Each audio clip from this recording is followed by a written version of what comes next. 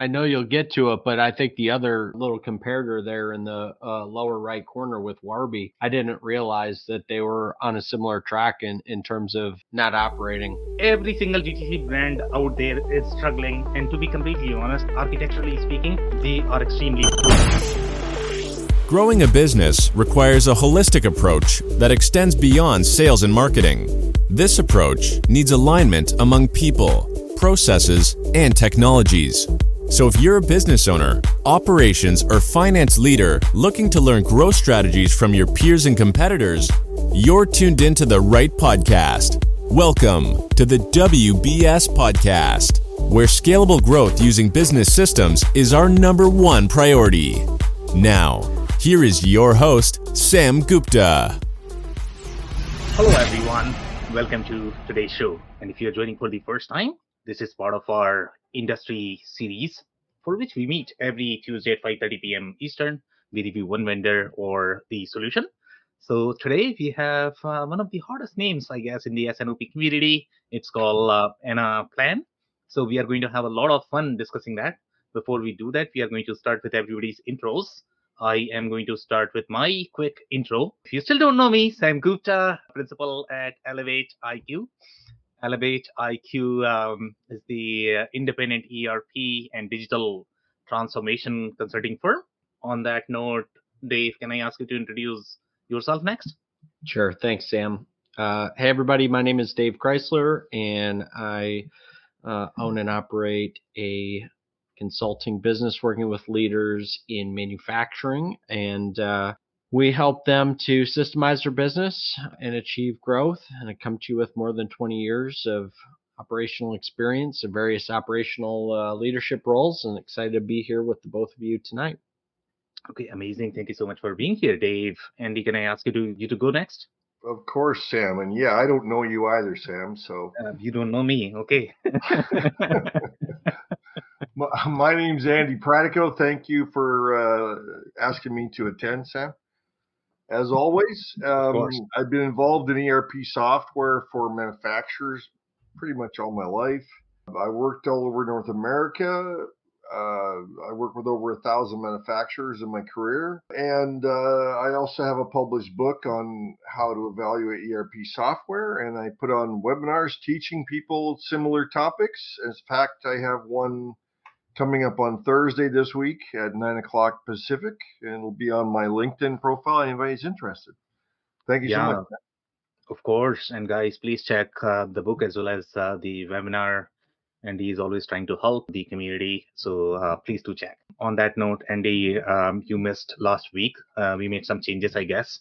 So now we have a little written commentary for our briefing to provide slightly more visual enforcement. But I'll start with the briefing the way we start for any solutions.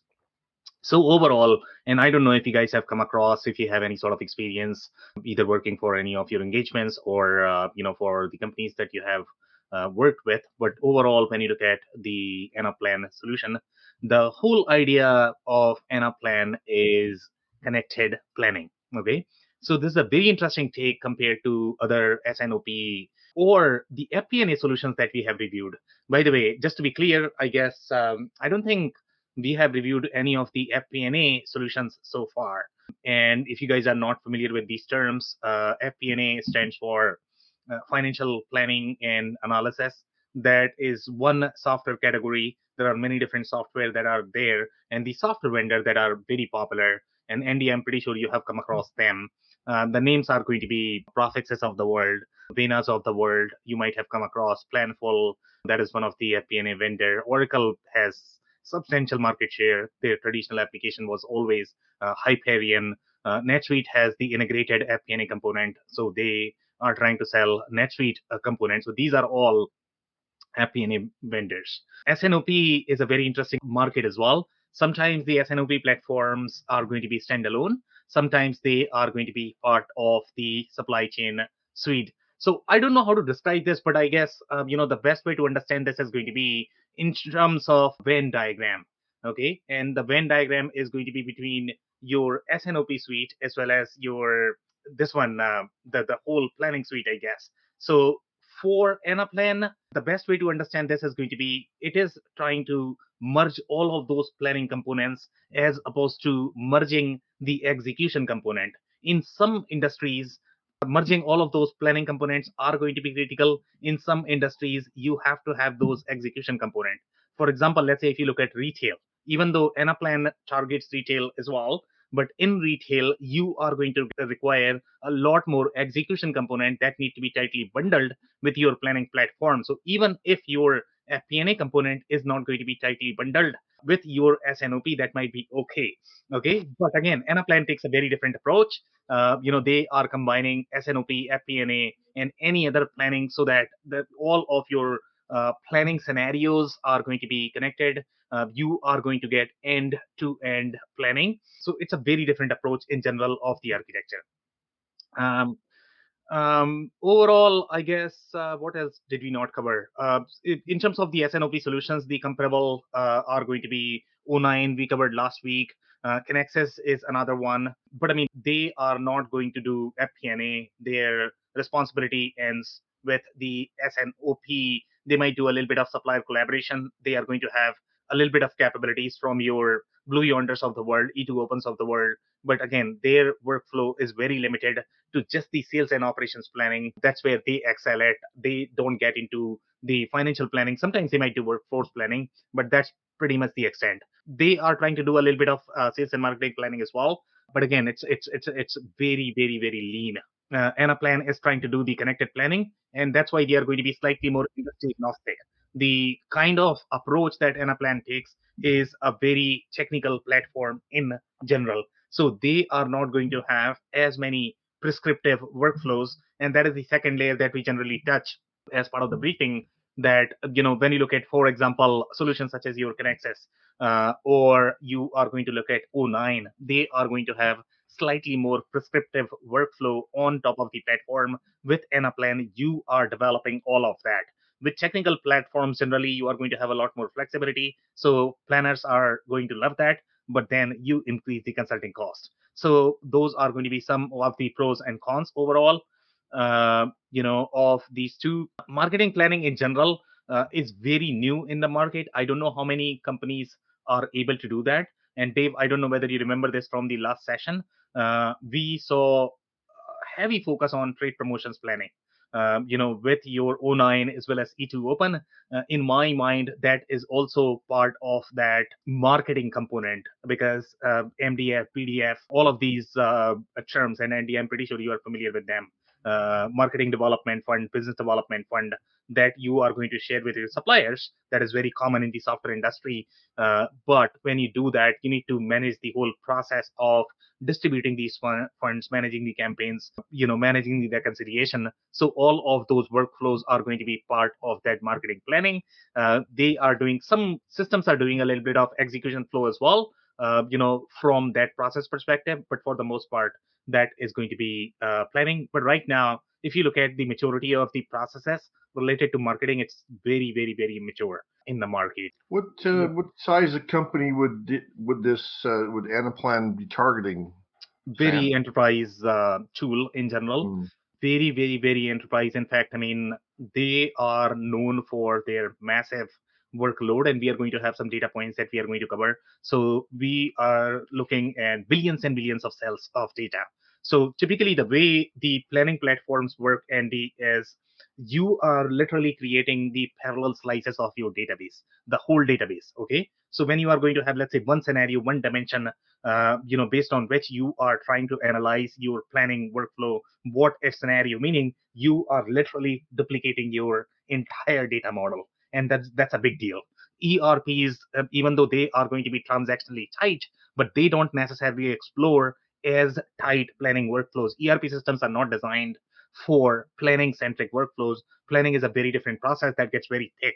At the enterprise level, you are probably, I don't know, sometimes you are going to have, at let's say, 100 analysts, and they are trying to forecast, they are trying to analyze the capacity, they are trying to manage the exceptions. Those workflows are very, very, very thick, and they require your processing capacity typically for that. That's where your Anaplan is going to be really handy. Any other comments, questions?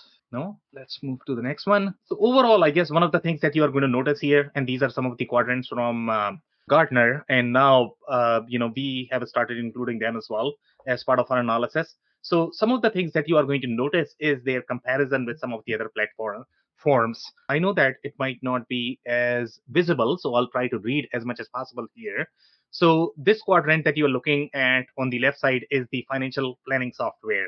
So this would be more of the FP&A category or CPM category. Okay, so this is coming from 2022, and the logos that you are going to see here are going to be Anaplan, Oracle. So Andy, that's probably a rough indication there for you that they are competing directly with Oracle. Okay, Yeah, so huge. yeah, Anaplan, Oracle, and obviously the adaptive planning, which is the third major player here. Adaptive planning right now is with Workday. So you have Workday here, but seems like Workday is, in terms of, I mean, the completeness of vision, I guess they are not there, at least, by Gartner's definition. So they might not be getting as large enterprise logos in my mind. That's why they are slightly behind. But I mean, their focus is slightly different, I guess, right? I mean, they are service centric. They are not as good with the inventory or retail centric planning. So then we have what? One stream. We have SAP as well. SAP has the IBP solution. And then you have Planful. Planful is going to appear here because this is the FP&A category. They would not appear in the S&OP category. So that's where the real difference is. So here, Anaplan is probably going to compete with Planful. And then you have some of the Profex as well. They're also your CPM FP&A. Then on the right side, you have the supply chain planning category. In my mind, this is going to be S&OP category. This is also from 2022. So here, the players that you are going to have are going to be the ones that we have been reviewing so far. So here you have Connexus, which we have already called out that Connexus is probably going to be one of the largest competitor for them. OMP is a very enterprise-centric vendor, so OMP is listed as their competitor. And then obviously you have John Galt. O9 is slightly behind, but they are there. Blue Yonder is definitely in the S&OP play. What else? Gain Systems, E2 Open is there. And interestingly enough, you have Coupa as well there, which is very, very, very interesting. Okay, Coupa has a little bit of S&OP component. In fact, I mean, we are going to review a story today, and that is coming from Thama Bravo, because both of those are in the same portfolio. Coupa has a little bit of Intel, but they don't have the entire S&OP component. But for the complete end-to-end traceability, you require the spend management data as well. And that's why Thama Bravo was really interested in sort of finding synergies between these two. So here you have Logility, which we have already reviewed. Relics, I think we are going to review. We have not reviewed. That is slightly more mid-market solution. Who else did we miss? Infor is really behind, at least from Gartner's definition. They have S&OP play, but they don't have as strong S&OP play. Way down the bottom left-hand corner there. Yeah. Yeah. I mean, they are not pure play S&OP vendor, and that's why they are slightly behind in my mind. Okay, so we have one more. So here now, integrated business planning is another category. Okay, this is also very interesting. So here with integrated business planning, if you really look at the traditional vendors, I think SAP was one of them. They were really known for integrated business planning. And the way SAP likes to propose the architecture, even though it is going to be as part of SAP stack, but they are trying to pitch that, you know what, I don't care how many different ERP systems you have, SAP, non-SAP, but you are going to bring all of this data into your IBP platform. That is going to be your joint planning across the enterprise. That's how the IBP solutions were positioned. So here, IBP, they are interchangeably used with the S&OP platforms generally. So here you are going to have Connexus of the world. You have OMP, Anaplan. This is very similar to your supply planning. No difference as such. O9 is playing the similar role. Blue Yonder. They are probably going to be IBP as well, but I mean, when you are tight coupling the execution component from the retail perspective, I don't know how the architecture is going to look, to be completely honest, from the IBP perspective.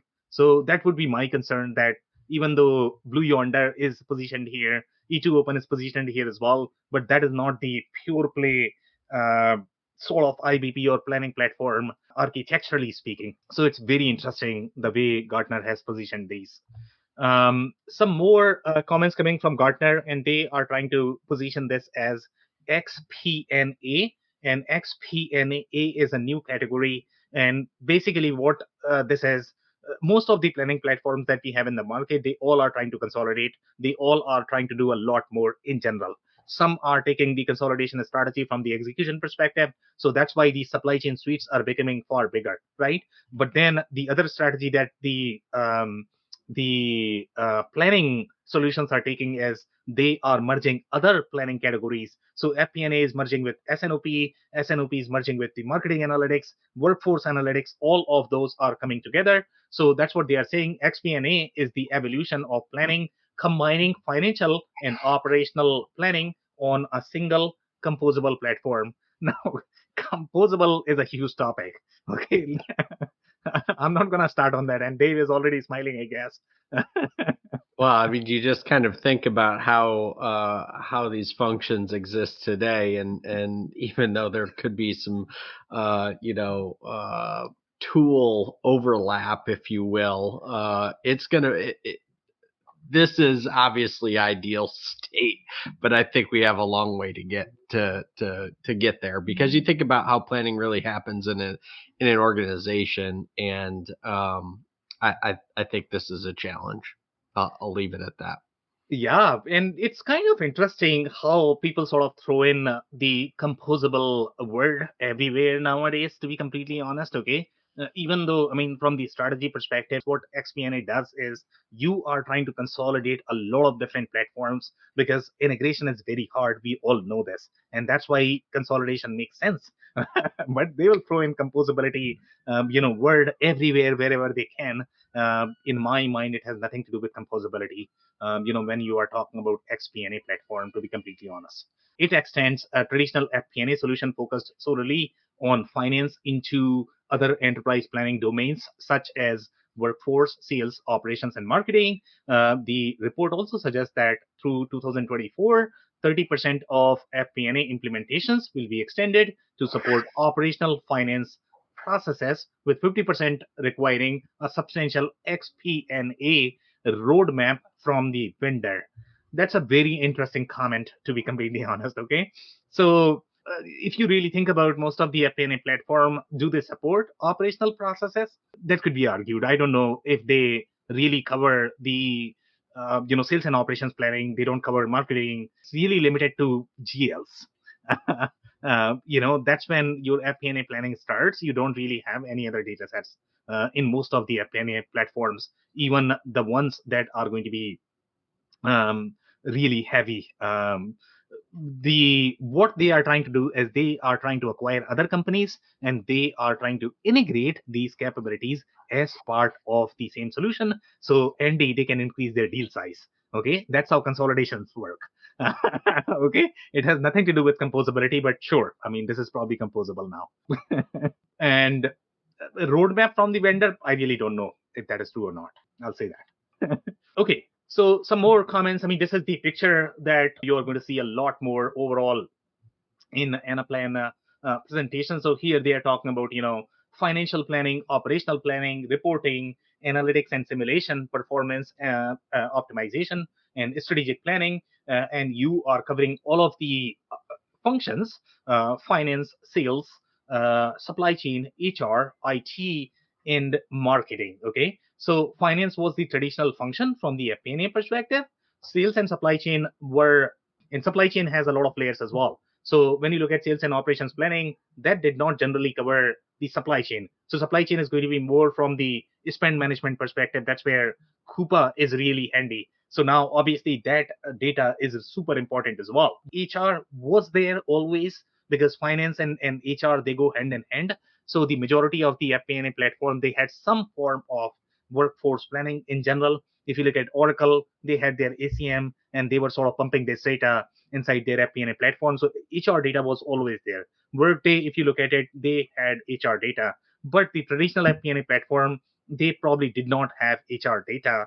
It was very lean in general, the way their data sets were. So now you are going to get a lot more HR data from the operations planning perspective. Then they have IT capacity planning, which is very interesting. not going to be relevant for every single industry, but where you are going to have substantial IT spend. So you need that data as well. And marketing is just mind blowing. Okay, that's where the real cost center is, to be completely honest. And tracking that is always a challenge, especially when you talk about the end-to-end planning from the marketing perspective. Any comments, guys? Okay, so I'll read some more comments here. So they are saying Anaplan and Coupa, this is the comment that I was talking about that I'm going to touch, have partnered to provide integrated capabilities that connect forward planning and forecasting with ongoing operational spend management. Operational spend management was the category that was sitting inside Coupa. That's where they have a lot of data to address these challenges. And now, obviously, if you look at the traditional FP&A platform, for the most part, CFOs cared for that. If you talk to CPOs, procurement executives, they didn't understand what FP&A was, to be completely honest. Okay, you might sort of engage with FP&A platform just to submit your budget claims, and you might create budget, but that's the extent. From the operations perspective, you never had that end-to-end planning experience. Once you submit your budget, then you are going to plan on your own in your tool. And Dave probably can relate with that, because you had to do a lot of micro processes, I guess, or micro planning, I would say, Yeah. for micro operations, right? So here now we are talking about chief procurement executives being the audience for this platform as well. So Anaplan's financial planning and budgeting solutions to Coupa's business spend management capabilities. Our client companies have a unified view of their budgets, past, present, and future budget data in Anaplan to the order and payment data in Coupa, which then provides a near real-time view of a company's plan versus actuals, and obviously that's a big deal. So that's the kind of planning that they are trying to communicate in near real time. I would not say real time. It's near real time. And Planful has been trying to communicate that a lot as well. They use the term continuous planning. Some people use a term called collaborative planning. So you have continuous planning, connected planning, collaborative planning. I think those three terms uh, are used, and they are very meaningful, to be completely honest. Now, near real time, or do you mean that the data is stored in a data lake or something like that temporarily? That's a good way of putting. So generally, depending upon the architecture, I would say. So I don't know if every business is going to have a data lake in between. There is a possibility. Okay, for the most part, I mean, when companies buy planning platforms, they always feel that this is probably going to be data warehouse. That's not the role of this platform. Okay, most likely, if you have the scenario related to your data warehouse, then you have to build your custom data warehouse in general, for your organization. So the way the architecture is going to work is you're going to have ERP, you are probably going to have a data lake or data warehouse in between, depending upon how mature you are in your data science processes. And then you are going to have a planning platform. Planning platform can directly consume data from your ERP, or it might consume directly from your data warehouse, data lake, depending upon you know, where are your arrows, I guess, from the architecture perspective. But bringing all of that data inside planning platform could be great, but I mean, they are not meant to be your data storage. They are not necessarily good at cleansing data, I would say. They are really, really good at that planning functionality, but they are not meant to be data warehouse. And that's where I guess, I mean, when you look at these architecture, especially when you look at IBP platform, they always try to portray as if your planning platform is kind of a data warehouse, because you are pumping this data pretty much from every single direction. All of your POS, CRM, a lot of vendors are going to have that picture that, okay, you have 50,000 ERP, you can pump all of that data inside your planning platform. Okay, you have CRM, you have POS, you have HCM, you can do that. But for the most part, that's not the intent of these platforms. You would need a data warehouse, data lake in general if you're that big. Customers. I'll move to the next one. So this is another view of FP&A platform. So I would say this view in this diagram, they are saying FP&A. So obviously that's one bucket, and FP&A and S&OP, and this is probably the correct representation. So IBP used to mean that you are combining your FP&A and operational planning and analytics, which is probably going to be your S&OP. But then you had some more. For example, you had AI and ML, but I don't think this is done that great, to be completely honest. This is not necessarily a Venn diagram, because this is artificial intelligence and machine learning is probably going to be your technical capability that is going to sit on top of all of this. So I don't know if this is the best diagram that I've seen when it comes to FP&A capabilities. In my mind, FP&A would mean that you have a lot more processes, which is going to be your HR, which is going to be your IT. The previous diagram was far better. Yeah, but obviously you have AI and ML as well. Now, Andy, you are going to ask, okay, you have AI and ML here. Now, are you going to have AI and ML on top of your data warehouse as well? That is very true. Okay, the AI and ML capabilities that you are going to see as part of this platform, this serves a very different purpose. Okay, so what AI and ML is trying to do here is it's trying to augment your existing data, whatever you might have, and probably forecast some of that data depending upon what planning cycles you are trying to manage and what data you need for your planning. But there might be another data science layer that might be on top of your data warehouse as well. Okay, so these two are different. Typically, the AI and ML capabilities that are going to be bundled as part of your either FP&A platform or S&OP platform, they are probably going to be pre-baked with the platform itself, but you might have your own AI ML that you might develop on top of your custom data warehouse as well. In 2022 Gartner Market Guide for extended planning and analytics solutions, Anaplan is one of the only two vendors to offer prepackaged solutions for all 5 planning functions. And that's how this Venn diagram should have been, which is your finance beyond finance. So finance is there, plus sales, plus workforce, plus marketing, plus supply chain and IT. Marketing is probably one of the areas which is not there with any platform. Planful has acquired a company called Plana that is slightly more marketing spend, but they don't have inventory capabilities as such. They are not necessarily positioned for the inventory centric organizations. So Anaplan is going to be probably the only vendor which is going to have all 5, and maybe obviously the enterprise vendors, which is Oracle. Okay, then you have okay. So one of the things that we have not touched so far is the sales performance management, and sales performance management could be a topic in itself. The way your trade promotions management is, the whole commission forecasting, commission process, impact of commission on territories, creating your pay stubs. That's a very heavy process in enterprises. So again, this is where the power of connected planning is. When you get into that deep, okay, when you are planning the territory for every single sales rep, you are sort of trying to communicate their commission, that this is how your commissions are going to look. Sometimes you need to forecast that as well. Enterprises need planning at that level. Obviously, to get there, you need to figure out, okay, what your territory is going to be in next 5 years. That's the kind of planning that we are talking about. And obviously, one of the things that is not highlighted here is that Anaplan is trying to propose this, that they are doing this in the same cloud native product, okay, single unified code base. And this is where my problem of composability is, because this is not supposed to be composable. This is supposed to be consolidated. So I don't know where composability is coming in, to be completely honest, but everybody's sort of becoming thick, and that's the direction of the market, because that's what works. It's a buzzword. It's a buzzword, I'm telling you.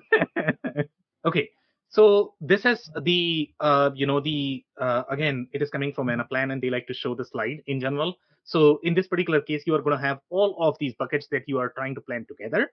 Typically, you are using a lot of different applications that might specialize in 1, 2 planning or a couple of planning, but Anaplan is able to do all of that. So that is going to be, there are a lot of different layers, right? So we have marketing and trade spend. So we have seen that in a lot of different S&OP platforms as well. You have the inventory planning. Inventory planning is not going to be available with your FP&A platforms. You have targets, quotas, and goals. A lot of CRM systems are trying to do this. So you are going to see that inside your Salesforce.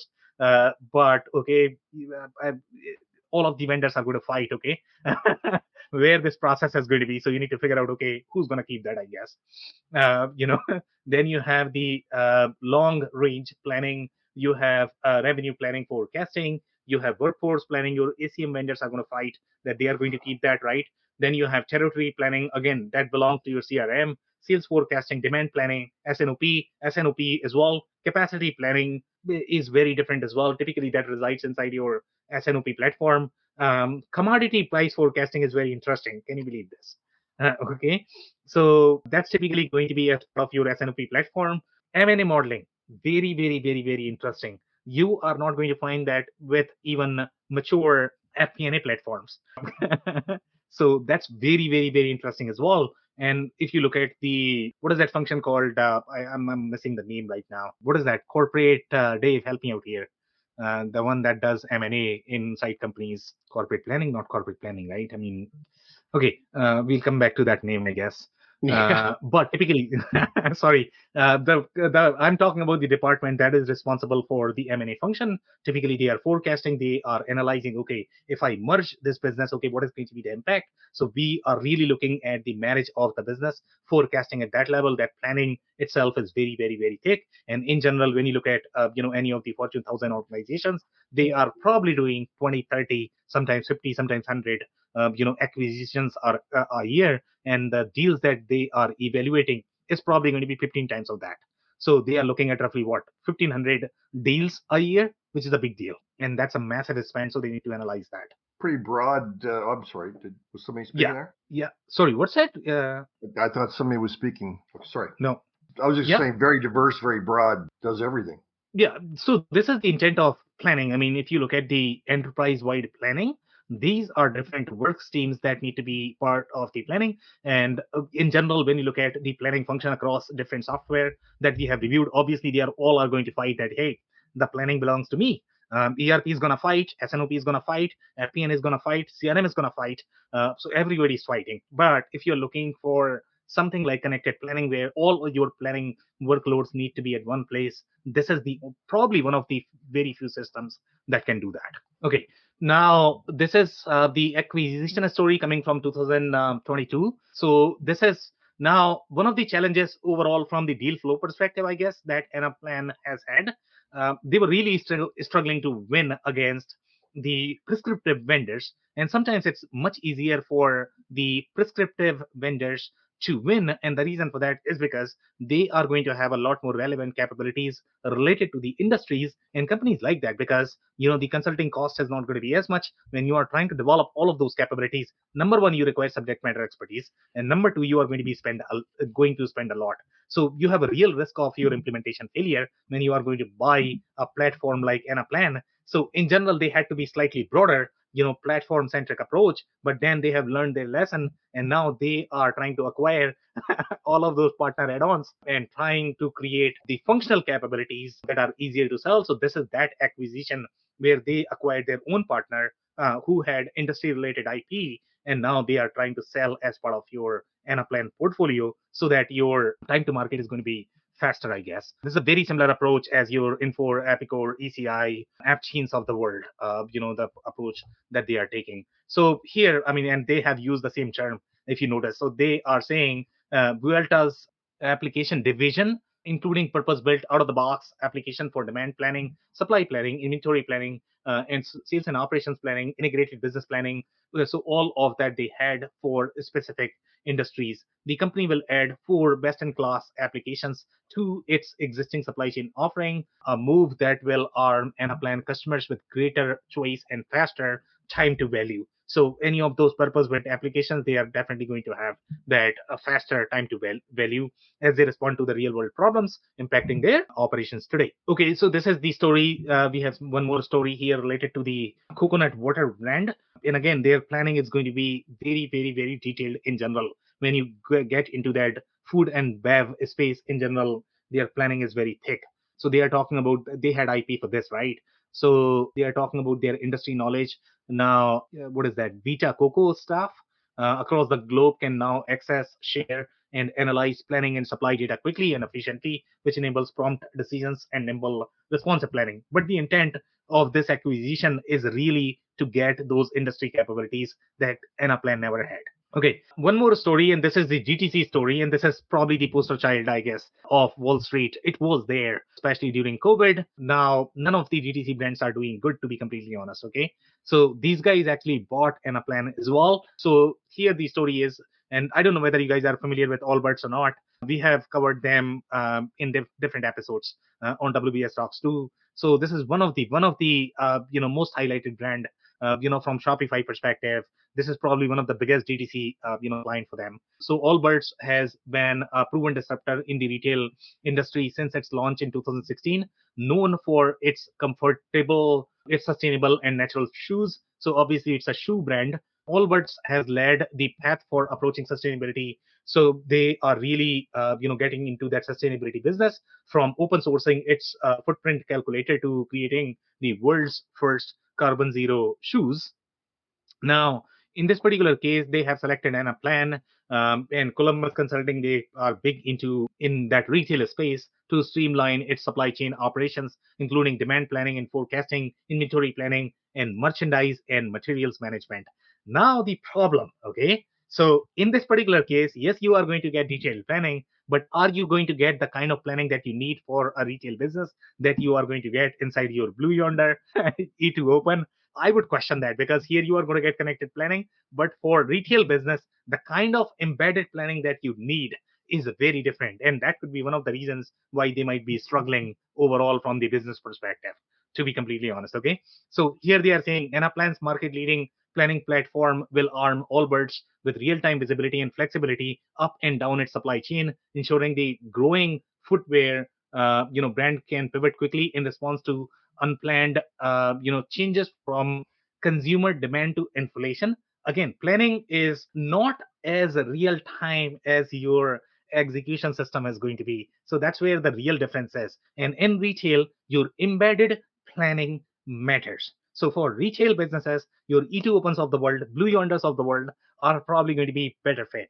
Okay, Anaplan is a great fit from the planning perspective, but here, what could have been better choice in my mind at least is either Blue Yonder E2 Open, which is going to combine all of those merchandising planning workflows, because that is the bread and butter for a retail business. So even though you are going to get a lot, but you are never going to get the same experience that you will get with those platforms. So managing allocations, now you are going to get manage allocations here, replenishment, great idea.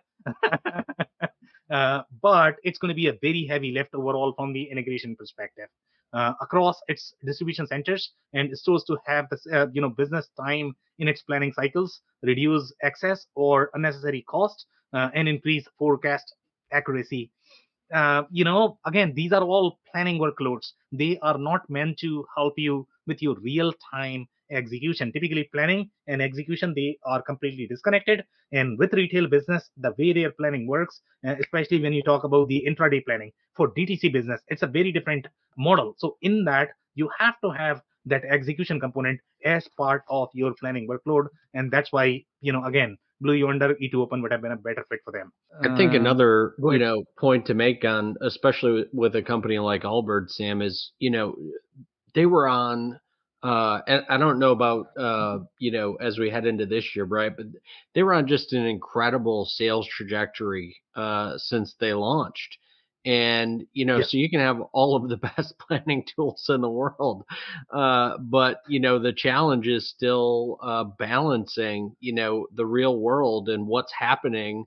And to your point, the execution behind that. So, I think that's another layer of complexity for a company like this, where you've got this significant amount of growth year over year. Yeah. Really makes it challenging, not just from a, what we're talking about from a planning standpoint, and obviously an infrastructure standpoint, from a technology side, right? But all the rest of it, right? The people and process that we talk about to support all of this as well. So a lot of challenges, Dave, for a in my experience, like this. when you have that kind of problem, when your sales are really growing, then typically you grow. You don't lose money. Okay. Even if your, infrastructure is going to be really bad. I have seen companies which are really bad operationally, but they might still do good because their sales is really good. Their margins are good. So you don't need to be that efficient. Okay. So that's what I would like to see here when you have such massive growth. But in their case, they are actually losing market share. It's that bad for them. They are going down. So their problem is, obviously all of that problem is going to be there, but they had such a massive market, but even after that they failed. Can you believe this? I know you'll get to it, but I think the other little comparator there in the lower right corner with Warby, I didn't realize that they were on a similar track in terms of not operating. Every single DTC brand out there is struggling. And to be completely honest, I mean, architecturally speaking, they are extremely poor. I mean, they have a lot of data silos. They have a lot of process silos. And it's a lot of churn. And when you have churn, it's very hard to grow, Yeah. to be completely honest. So that's where, and obviously there are going to be other problems. I'm not saying that this is the only problem that they have, but this is a massive problem. To be completely honest, when you don't really have control on your data, you don't know what is happening inside your business. You are going to make crazy decisions, I guess. Yeah. Well, I mean, you see it in more, more mature businesses from the standpoint of, businesses that have been around for many, many years and decades that still struggle with this. So to layer on the explosive growth into all of that, it just compounds the issue. Yeah, completely agree. Okay, so if you guys don't have anything else, I'll keep moving here. So overall, I guess, I mean, they I have a really really struggled in the dumb market. question. Yeah, please. No questions are dumb, Andy. No, well, their Allbirds growth was, like 50% per year. It was crazy. Yet now it says they're losing 100 million, net loss of 100 million last year. Like, Yeah. What happened? I mean, weren't they using these tools for planning and forecasting? They're using everything, but they're still losing. That's the Yeah, reality. Yeah. I don't know this for sure, Andy, but my guess is if you looked at the results over the course of that, they probably have been eating into those losses. But I think to kind of Sam's point earlier, especially in this D2C space, which is kind of why I pointed out Warby. I mean, you hear about them quite often in terms of being kind of the case study, right? And I didn't even realize that they're that they're in a similar boat in terms of net operating. So I think that's the point though, right? Like as these businesses are growing, they're throwing money at it and seemingly still not being able to execute behind even having this type of infrastructure and availability to implement these types of tools. So basically the growth is hiding all the errors and mistakes in the background.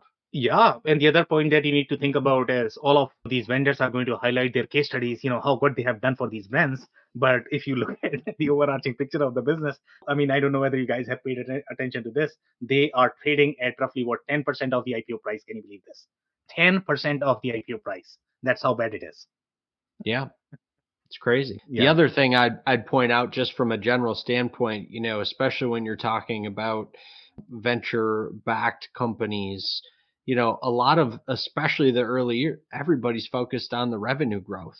How fast can we grow? Not how profitably can we operate? And this is another great example of that thought process, right? And at some point, right, it catches up with you because at some point you got to make some money.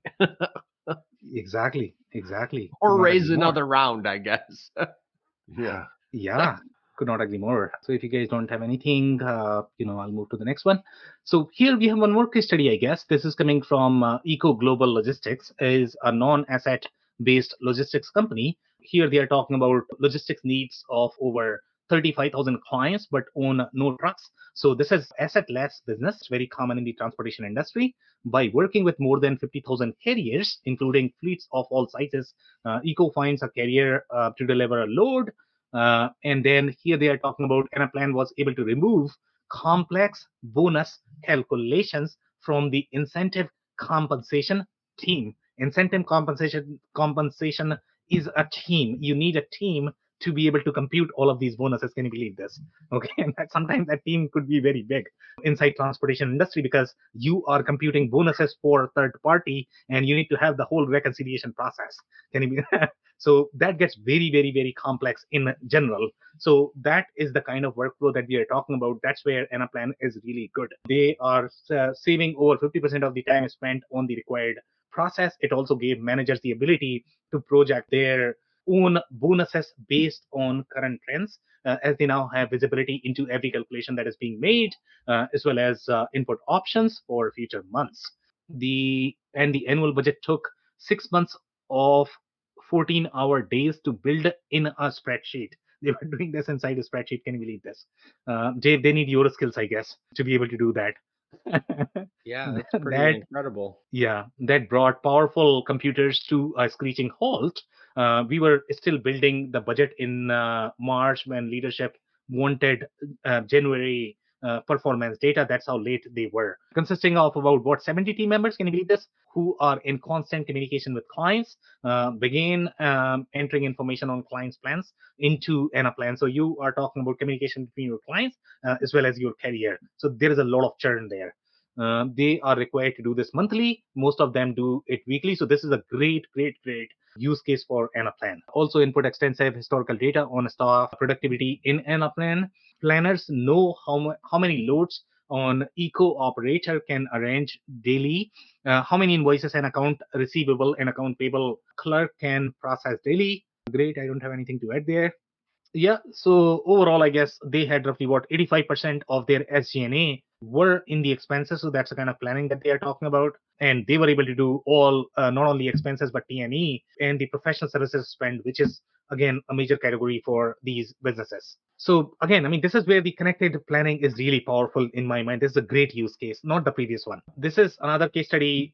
This is coming for pharmacy chain. And in my mind, I think this is a great case study as well, because here, you not only have to collaborate with your internal teams, sometimes these could be internal teams, and you need to share a lot of data for them to be able to plan their stores. So here they are talking about adding increasingly more pharmacies. So this is a pharmacy chain, and locations also added more spreadsheets to its financial planning and required more manual, time-consuming process.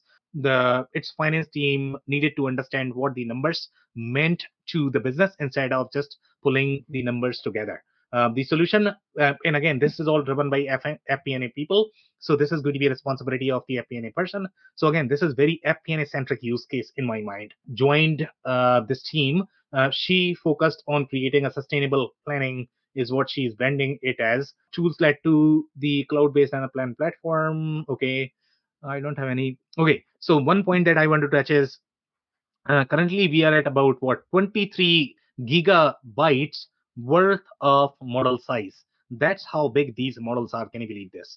Okay, we were in Excel and had about 200 sites. Each site had its own tab for an Excel spreadsheet. Obviously, the version control, security, all of those issues are going to be there. You are never going to get that inside a spreadsheet, right? Or you might have a model for that. All it takes is that might be another 20 GB. It happens. Like, that's it. I'm laughing because I've seen it in the real world. This stuff happens, and bad things happen when those things break. Yep. So yeah, to your point earlier, this is a great use case, and it's infinitely scalable. They could add another 200 sites and not even blink an eye in terms of being able to support that infrastructure. Imagine if you had that running in a tool like Excel or something that was not, intended to carry this type of planning load. Yeah, could not agree more. We have one comment from Anders, so we'll cover that. So Anders is saying saving 50% of the time on bonus calculation. I'm sure a side effect was a reduction in headcount, which probably increased bonuses. Yeah, that's true. Great comment. Okay, so I'll move to some more slides. Okay, so we have one more case study here. So here they are talking about before Anaplan, there was a gap between the design and implementation of HPs. So this is HP's case study. So again, that's a hardware sort of firm. They are going to have a retail, business model, manufacturing business model in my mind, technology business model, consulting business model. So there's a lot that goes inside HP, I guess. HP's annual territory and quota assignments, disconnected spreadsheet-based planning processes led to unpredictable deployment and a lack of visibility into what was actually implemented in the field. And again, you are going to have massive channel here. So you are not only looking at your own sales reps, you're looking at your channel partners as well. So that complicates planning as well. Collaborate across 20,000 sales managers and hundreds of sales plan. That's the kind of volume that we are talking about. And here you are looking at able to deploy the platform to hundreds of users across more than 50 countries within a matter of weeks and gain sales adoption, something that would have been unheard of prior to Anaplan, and that is possible. Obviously, this is a big deal. Selling it to 20,000 sales managers, that's a big deal. HP has global visibility into quota attainment and sales performance on day one of the fiscal year. The time is spent aggregating sales data from a month to 3 days. Sales letters are now sent out in just days instead of weeks. HP's sales team to identify places for improvement or business opportunity. So these are all very FP&A centric scenarios, but this is going to be slightly more compensation planning, which a lot of FP&A platforms might not be able to cover that, to be completely honest. Okay, one more case study here. So this is coming from dairy business. Okay, so this is very interesting as well. I love So that in this first particular case, sentence. Don't let what's that that? laid-back image of cows in green pastures fool you. I knew They Andy can't would with touch that with that underlying stat next to it, Andy. That's serious business. The dairy business is fiercely competitive, Andy. Those cows are competitive, okay? So with 1,300 employees and $800 million in annual revenue, so obviously this is a sizable company, tens of millions every year on trade promotions. So this is a very interesting scenario of trade promotions, and that process gets very complicated. We touched this during our last episode as well. So now the responsibility falls under, can you believe, the title is Director of Trade Marketing, Andy. So as Director of Trade Marketing, you are not only going to be responsible for marketing, but you are also going to be responsible for trade reconciliation, which is going to be slightly more finance function. Okay, so this is the whole company that you are running here. So you have to manage the entire process. So Tom's job was to make sure that these dollars deliver maximum value for CAMs and the retailers who serve consumers throughout the upper Midwest. And that's why it gets very complicated. TPM at CAMs relied on manual processes and rigid, proprietary, and increasingly crash-prone software. For the most part, this is all happening inside a spreadsheet at most of the SMBs. So once you get to $1 billion, that's when you are going to have a lot of issues. Okay, I don't have anything else here unless you guys have anything. Okay, so 628, we'll open up for the comments. Comments or one more slide? One more slide. Comments, right? Yeah. Let's go for comments. And either way. Andy, I was just going to say that, those numbers, especially with Albert and Warby, I just can't help but think about AI is becoming Big Brother. Instead of us using some common sense, we're following the calculations that are being done by these huge systems, and they, I assume, almost went out of business. So maybe tell us more, Andy. So what are you trying to suggest here? Well, so I'm AI just saying, obviously is going to be. They were from what I read just now, they were blindly following what the connected planning platform was providing for them. Yet they were looking at revenue and not profit. Yeah, Dave, I don't know if you're going to have any comment on this comment. Yeah, I think I see what you're getting at, Andy. I don't know if that's necessarily the case, or there's a bit more to that story to unpack in terms of not so much. I think it's a combination of issues, but from a broader perspective, I think it's an issue not just in DDC, but also kind of a lot of venture-backed companies where the focus is much more revenue leaning than EBITDA, right? Yeah, but And why? and at some point that has Isn't to that just catch up smoke with and you. mirrors, though? What's that? Isn't that just smoke and mirrors? Well, I mean, I think it is, but you're also talking to a guy that loves operation, has been responsible, to have to deliver actual EBITDA results. So Yeah. that's but you could pick a bunch of companies that have a similar model, right? And at some point, the investors hope that flips and they get their infrastructure figured out and that the money is returned, right? So they continue to put in money based on, well, I don't want to take a loss at where I'm at today, so I'm going to put in additional money to hopefully get this figured out. The point I was trying to make earlier in terms of that is, you look at a company like that has this significant trajectory of growth on the revenue side, right? They have the capital to invest in these types of infrastructures, but because they are growing at such an exponential rate, even access to this type of infrastructure, these types of tools, they still have to execute. And if the tools don't give the insights to execute quick enough, right? It's kind of like you're always chasing something. You're always going to be behind. And in that world, the direct to consumer or retail, back to Sam's kind of a broader point, it is such a complex business to begin with, because all it takes is for you to miss forecast on one line of apparel, one shoe, one shoe size, one, color skew, whatever. And now you're sitting on this massive amount of inventory that you're going to end up having to flush through. So me personally, I think it's a combination of things. It's interesting to see that, again, with these types of tools, access to these types of tools, it's back to the point I think we always make, at least from my perspective, right? The tool's not always gonna be the answer. It doesn't matter if it's, AI driven or ML driven or whatever, right? Like, you still have to execute. The tool is the tool. And that's the bottom line. This is an amazing tool for the right sized business, like all of them. There's a lot of capabilities with it, but just because you seemingly buy the biggest, the best, the greatest does not automatically guarantee you success, from an excution standpoint. Yeah. More comments, guys? Well, I think that was a very short, very quick analogy.